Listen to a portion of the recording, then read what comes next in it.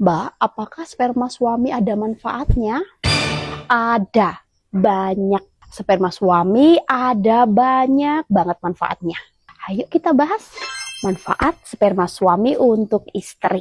Yang pertama, untuk membuat kecantikan wajah istri. Yang kedua, bisa memutihkan kulit wajah istri jika ditelan. Tapi jika yang memiliki alergi protein jangan coba-coba ya. Yang ketiga, melancarkan pencernaan untuk istri. Yang keempat, dapat mencegah bisul atau jerawat. Yang kelima, dapat menjadikan istri semakin awet muda. Mungkin banyak istri yang merasa jijik atau mungkin menganggapnya masih tabu. Tapi apa salahnya dicoba? Yang penting suami sendiri loh ya. Tapi harus diingat paling penting tetap menjaga kebersihan. Dan ingat, yang memiliki alergi protein jangan berani coba-coba. Semoga bermanfaat. Rasulullah perintahkan pria menceraikan istri yang seperti ini. Yang pertama, istri yang berselingkuh. Yang kedua, istri yang tidak punya malu kepada Allah. Yang ketiga, istri yang tidak taat kepada suami. Yang keempat, istri yang berdandan untuk dilihat yang bukan mahramnya. Yang kelima, istri yang keluar rumah tanpa seizin suaminya. Yang keenam, istri yang tidak mampu menjaga harta dan rahasia suaminya. Yang ketujuh, istri yang pembohong. Ceraikan istri yang seperti ini. Mbak, suami pakai air ludah digosok di apem saya karena apem saya susah sekali basah. Kira-kira boleh nggak, Mbak? Baik, ayo kita bahas. Please jangan pernah gunakan air liur untuk pelumas. Karena ini sangat bahaya ya teman-teman.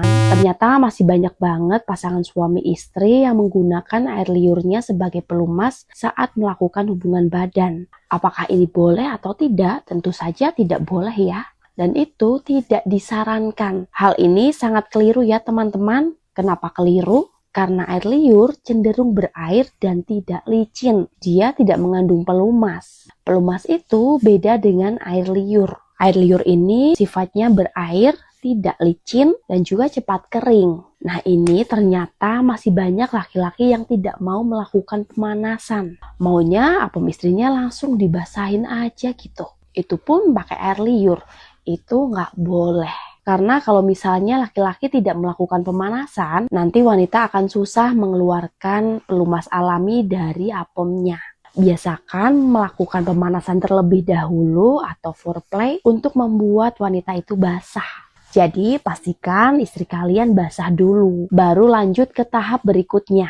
Jangan ada pemaksaan karena malas. Jangan ada paksaan karena suami malas melakukan pemanasan. Ujung-ujungnya pakai air ludah langsung digosok. Ingat, apem wanita itu punya pH-nya. Tingkat keasamannya harus dijaga. Kalau sudah menggunakan air liur, maka tingkat keasaman dari apem akan hancur.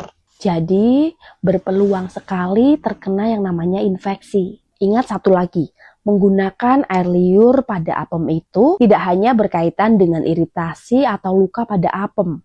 Berpeluang sekali terkena yang namanya infeksi. Dan itu tidak disarankan. Kalau perempuanmu, kalau namanya diakhiri dengan huruf E atau huruf A, biasanya orangnya rajin, pandai masak, penyayang, dan setia. Cuma kalau dia lagi marah, kayak singa betina. Betul apa betul? Mbak, ciri-ciri apem yang sering dipakai bergantian sana-sini. Oke, ayo kita bahas ciri-ciri apem yang sering dipakai bergantian sana-sini. Hati-hati. Yang pertama, apem mengeluarkan bau yang tidak sedap, seperti ikan lele. Bukan seperti ciri khas bau apem yang biasanya. Yang kedua, bentuknya berjengger dan doer. Yang ketiga, warna apemnya berwarna hitam pekat dan tebal. Yang keempat, rumput apemnya mudah rontok. Yang kelima, ketika burung perkutut masuk, yang dirasakan sangat longgar dan becek. Yang keenam, banyak jamur di sekitar mulut apemnya. Yang ketujuh, ada benjolan di sekitar area apem, seperti kutil.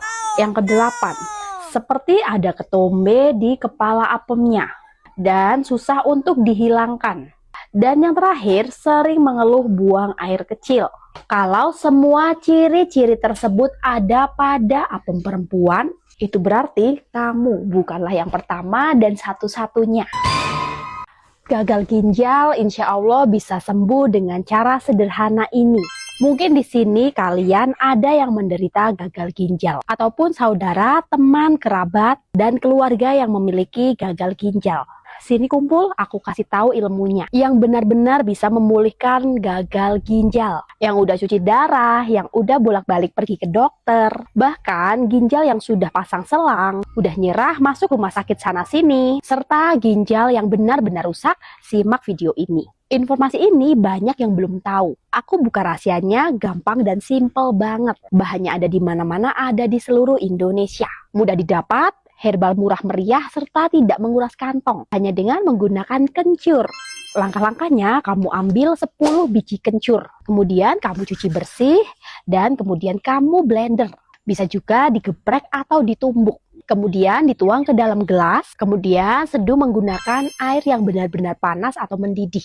Kemudian tunggulah sampai dengan hangat-hangat kuku, kemudian bisa kamu minum. Bukan direbus ya, tapi diseduh menggunakan air panas. Kamu bisa minum ramuan ini 1 minggu 4 kali. Mau minum 1 minggu 3 kali juga boleh. Tidak usah minum rutin setiap hari, tidak apa-apa. Cukup dengan 3 sampai dengan 4 kali dalam 1 minggu. Misalkan hari ini minum, besoknya tidak, kemudian minum lagi. Silahkan kalian minum ramuan ini, ramuan gagal ginjal. Bahkan yang sudah cuci darah maupun parah sekalipun, insya Allah ginjal yang benar-benar sudah parah akan sembuh dengan bertahap. Selain menggunakan kencur, juga ada alternatif lain, yaitu menggunakan buah kundur. Cuma buah kundur itu susah dicari. Jadi hanya dengan menggunakan 10 biji kencur, insya Allah masalah ginjal akan teratasi. Selamat mencoba, semoga bermanfaat.